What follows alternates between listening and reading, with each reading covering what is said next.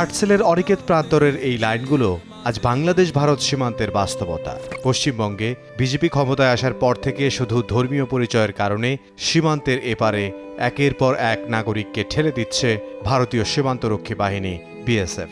ভারতের পুশিন ঠেকাতে রাত জেগে পাহারায় বিজিবি ও স্থানীয় বাসিন্দারা। দেশটির পুশিন খেলার বলি হয়ে কয়েকদিন সীমান্তের জিরো লাইনে আটকে ছিল নারী, শিশু, বয়স্ক কিংবা অসুস্থ মানুষ।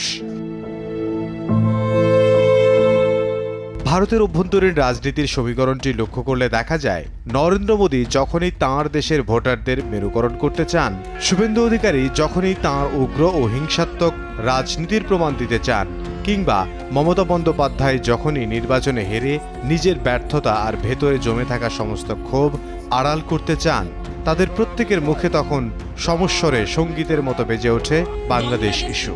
ভারতের এই ত্রিমুখী রাজনৈতিক সার্কাসে মোদির চালবাজি, শুভেন্দুর উগ্রতা আর মমতার আক্ষেপের সমস্ত বিষ এসে জমা হয় বাংলাদেশের সীমান্তের কাঁটা তারে। তারা প্রত্যেকেই বাংলাদেশে এক অদৃশ্য বলির পাঁঠা বানিয়ে নিজেদের ক্ষমতার মঞ্চে দাঁড় করিয়ে দেন। কিন্তু কেন ভারতের অভ্যন্তরীণ ক্ষমতার এই নোংরা কামড়াকামড়িতে বারবার কেন একটি স্বাধীন সার্বভৌম রাষ্ট্র এবং তার নাগরিকদেরই মাশুল গুনতে হবে? কেন প্রতিবেশী একটি দেশ এত ঘন ঘন অভ্যন্তরীণ রাজনৈতিক বিতর্কের কেন্দ্রে পরিণত হয়? এই প্রশ্নের উত্তর খুঁজতেই আমাদের ফিরে তাকাতে হবে ইতিহাস, সীমান্ত, ভোটের অঙ্ক এবং দক্ষিণ এশিয়ার ভূ রাজনীতির দিকে।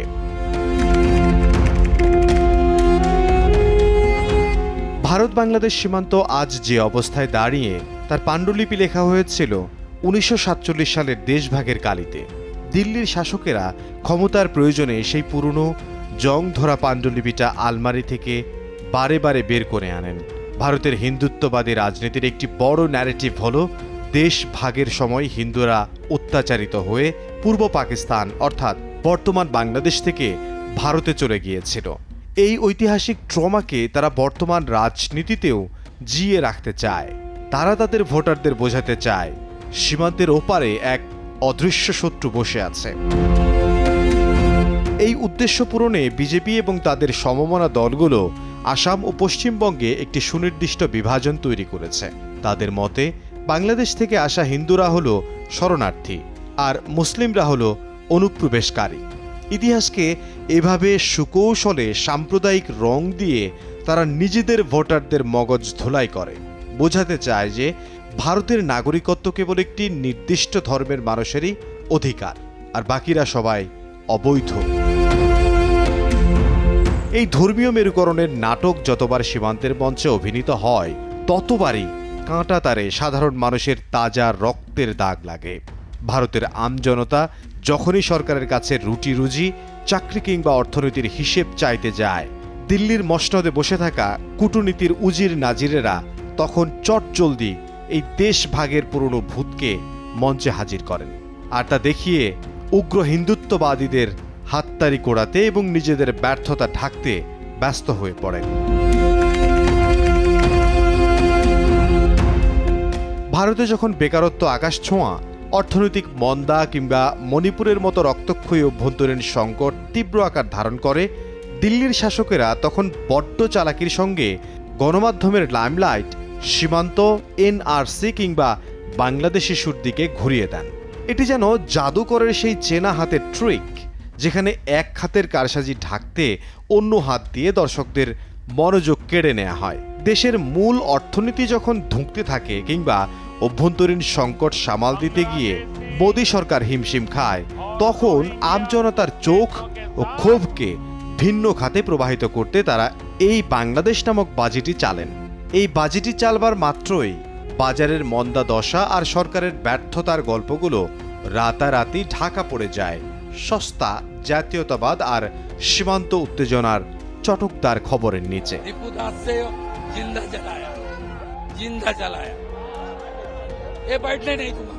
পশ্চিমবঙ্গ বা আসামের নির্বাচনে যখন বিজেপি উগ্র হিন্দুত্ববাদী এজেন্ডা নিয়ে মাঠে নামে, তখন তাদের প্রধান চাল হয় মুসলিম জনসংখ্যা বৃদ্ধির মনস্তাত্ত্বিক ভয় দেখানো।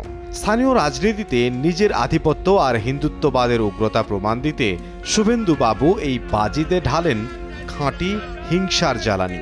তিনি কিংবা তাঁর দল যখনই অবলীলায় দাবি করে বসেন বাংলাদেশ থেকে লাখ লাখ মানুষ এসে পশ্চিমবঙ্গের ডেমোগ্রাফি বা জনসংখ্যার ভারসাম্য বদলে দিচ্ছে, তখন স্থানীয় সাধারণ ভোটারদের মনে এক ধরনের কৃত্রিম নিরাপত্তাহীনতা ও ক্ষোভের জন্ম হয়। এই সুনির্দিষ্ট ভয় আর সাম্প্রদায়িক মেরুকরণকে পুঁজি করেই তারা ছক কষে ভোটারের বাক্স নিজেদের দিকে টানেন। রাজনীতির এই নোংরা কাটাকাটিতে ভারতের নেতারা জিতুক বা হারুক, দিন শেষে এই সস্তা বাজি আর হিংসার বলি হতে হয় সীমান্তের কাঁটাতারে আটকে পড়া সাধারণ মানুষের ভাগ্যের। অন্যদিকে মমতা বন্দ্যোপাধ্যায় যখন এই তথাকথিত অনুপ্রবেশ ইস্যুতে দিল্লির কড়া হিন্দুত্ববাদী নীতির মুখোমুখি হন, তখন তাঁর নিজের ভোট ব্যাংক, যার একটি বড় অংশ মুসলিম ভোটার, যা ধরে রাখার জন্য তাকেও এক ধরনের আঞ্চলিক ও আবেগিক কার্ড খেলতে হয়। নবান্নের মসনদ বাঁচাতে কিংবা দিল্লির ক্ষমতার রেসে পিছিয়ে পড়ার গ্লানি ও আক্ষেপ ঢাকতে মমতা দিদিও তখন এই একই বাংলাদেশ তাসকে নিজের সুরক্ষা কবচ বানান। তিনি একদিকে দিল্লির আগ্রাসী রাজনীতির তীব্র বিরোধিতা করে নিজেকে সংখ্যালঘুদের একমাত্র ত্রাণকর্তা হিসেবে প্রমাণ করতে চান, আবার অন্যদিকে নিজের রাজ্যে অনুপ্রবেশ ঠেকাতে প্রশাসনিক ব্যর্থতা ঢাকতে নানা রাজনৈতিক অজুহাত ও গল্পের আশ্রয় নেন। মোদির চাল আর শুভেন্দুর হিংসার জবাবে মমতার এই সুরক্ষামূলক চালের চক্করে পড়ে বাংলাদেশ ইস্যুটি বারে বারে ভারতের অভ্যন্তরীণ রাজনীতির ঘূর্ণিপাকে ঘুরপাক খেতে থাকে। এই তিন কুশীলব যখন নিজেদের ক্ষমতার পিঠ বাঁচাতে ব্যস্ত, তখন বর্ডারের এপারে থাকা একটি আস্ত দেশের সার্বভৌমত্বকে তারা স্রেফ একটা রাজনৈতিক লাটিম বানিয়ে ফেলেন। আন্তর্জাতিক আইন স্পষ্ট বলে, একটা স্বাধীন সার্বভৌম দেশের আঙিনায় অন্য কোনো রাষ্ট্র জোর করে পা রাখতে পারে না। কিন্তু দক্ষিণ এশিয়ার এই ভূরাজনৈতিক নাট্যমঞ্চে ভারত নিজেকে মনে করে এক পরাক্রমশালী জমিদার, আর প্রতিবেশীদের ভাবে তার খাজনা দেয়া প্রজা। ভারতের এই জমিদারি মনস্তত্ত্ব বা বিগ ব্রাদার সিন্ড্রোমের কারণেই তারা কোনো রাজনৈতিক নিয়মকানুনের তোয়াক্কা না করে রাতের আঁধারে বর্ডারের এপারে মানুষ ঠেলে দেয়। ভারতের সীমান্তরক্ষী বাহিনী বিএসএফ বাংলাদেশ সীমান্তে যেভাবে নির্বিচারে গুলি চালায় কিংবা পুশিনের মতো অমানবিক মহড়া দেয়, তা পৃথিবীর আর কোনো বন্ধু ভাবাপন্ন দেশের সীমান্তে অবান্তর ও অকল্পনীয়। দিল্লি খুব ভালো করেই জানে যে ভূরাজনৈতিক এবং অর্থনৈতিক দিক থেকে বাংলাদেশ তাদের ওপর অনেকটাই নির্ভরশীল। শক্তির এই ভারসাম্যহীনতার সুযোগ নিয়ে তারা ঢাকাকে সবসময় মনস্তাত্ত্বিক চাপে রাখতে চায়, আর তাই সীমান্তকে রূপান্তর করেছে একটি স্থায়ী অস্থিরতার অঞ্চল হিসেবে। এটি কোনো সীমান্ত রক্ষা কিংবা অনুপ্রবেশ ঠেকানোর কোনো আইনি প্রক্রিয়া নয়। এটি হলো এক স্বাধীন প্রতিবেশীর সার্বভৌমত্বকে বুড়ো আঙুল দেখিয়ে নিজের ক্ষমতার আস্ফালন করা এবং ঢাকাকে একটি নীরব ও অহংকারী বার্তা দেয়া, আমরা শক্তিশালী, তাই আমরা নিয়ম ভাঙতে পারি। সেজন্য বিএসএফের বন্দুকের নল বর্ডারে গর্জে ওঠে কিংবা পুশিনের অমানবিক পুতুল খেলা চলে। এই নোংরা রাজনীতির পেছনে একটি বড় আন্তর্জাতিক ভূরাজনৈতিক খেলাও রয়েছে, যেখানে বাংলাদেশ চেয়েছে বা না চেয়েছে তাকে জড়িয়ে পড়তে হয়েছে। বাংলাদেশ যখন নিজের উন্নয়নের স্বার্থে বা বাণিজ্যের প্রয়োজনে দূর প্রাচ্যের ড্রাগন চীনের সাথে হাত মেলায়, তখন দিল্লির নীতি নির্ধারকদের কপালে চিন্তার ভাঁজ পড়ে। তারা ভয় পায় তাদের চেনা আঙিনায় বুঝি অন্য কেউ রাজত্ব করতে আসছে, আর এই মনস্তাত্ত্বিক ভয়ের প্রতিশোধ নিতেই তারা সীমান্তকে একটা স্থায়ী অশান্তির আখড়া বানিয়ে রাখে। কেননা ঢাকাকে রাজনৈতিকভাবে চাপে রাখার এবং বেইজিংয়ের দিকে বেশি ঝুঁকতে না দেওয়ার এক মোক্ষম চাবক হলো এই সীমান্ত রাজনীতি। ভারতকে খুশি না রাখলে সীমান্তে পুশিন তীব্র হবে, তিস্তা চুক্তি ঝুলে থাকবে কিংবা সীমান্ত হত্যা বাড়বে। এই নীরব বার্তাটি দিল্লি সবসময় ঢাকাকে দিতে চায়। দিন শেষে সীমান্ত নিয়ে রাজনীতিতে মোদির দিল্লির সিংহাসন সুরক্ষিত থাকে, শুভেন্দুর উগ্র রাজনীতি হাততালি পায়, আর মমতার আক্ষেপের ক্ষতে সান্ত্বনার মলম পড়ে। কিন্তু এই সবকিছুর চড়া মূল্য চোকাতে হয় সীমান্তের ওই কাঁটাতারে আটকে পড়া জ্যান্ত মানুষগুলোর, যে মানুষগুলোকে কেবল ধর্মের দোহাই দিয়ে পশুর মতো তাড়িয়ে দেয়া হচ্ছে। তাদের বুক ফাটা কান্নার হাহাকার কোনো দেশের রাজনৈতিক ইশতেহারের অংশ হতে চায়নি।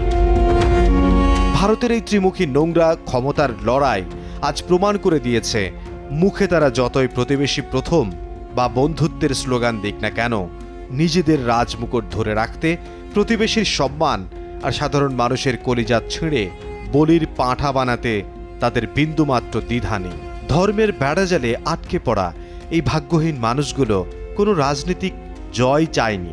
তারা শুধু চেয়েছিল কাঁটাতারের ঝুলন্ত মানবতার এই নরক গুলজার থেকে বাঁচতে, একটু নিরাপদ আশ্রয়ে মাথা গুঁজে বেঁচে থাকতে। কিন্তু তা হলো কি? ইতিহাস আর বর্তমানের নিষ্ঠুর বাস্তবতা সাক্ষী তা হয়নি। ক্ষমতার মসনদ যতদিন মানুষের জীবনের চেয়ে দামি থাকবে, দিল্লির চাণক্য নীতি যতদিন ভোটের অঙ্কে বন্দী থাকবে, আর কাঁটা তার যতদিন মানবতার চেয়ে বড় হয়ে থাকবে, ততদিন এই আশাটুকু কেবলই এক মরীচিকা। এই কান্নার শেষ কোথায় তা হয়তো আজ আর কোনো মানচিত্রের রেখায় লেখা নেই।